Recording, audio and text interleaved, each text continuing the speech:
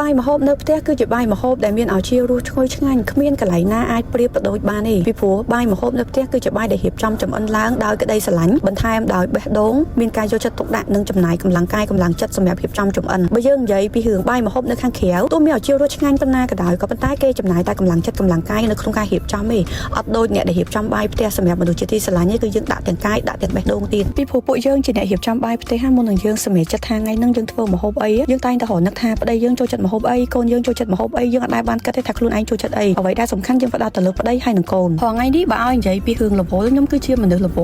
ល់ខ្លាំងមែនតើក៏ប៉ុន្តែនៅពេលដែលខ្ញុំអាចឆ្លៀតបានខ្ញុំនៅតែឆ្លៀតនៅក្នុងការបំពេញកាតព្វកិច្ចជាស្ត្រីមេផ្ទះចំណុចសំខាន់ដែលខ្ញុំមិនអាចរំលងបានហ្នឹងគឺការរៀបចំទុកដាក់ម្ហូបសម្រាប់គ្រួសារខ្ញុំនិងកូនរបស់ខ្ញុំជាមនុស្សដែលឲ្យតម្លៃទៅលើការងារអស់នេះខ្លាំងណាស់ពីព្រោះវាជាអ្វីដែលខ្ញុំចង់បានតាំងពីក្មេងព្រោះខ្ញុំដឹងថាក្តីសុខរបស់គ្រួសារខ្ញុំគឺការបានញ៉ាំម្ហូបដែលខ្ញុំធ្វើដោយផ្ទាល់ដៃចង់បានទីបែកសឡម្រះឲ្យបានទន្ទុនិយាយប៉ិតនិយាយ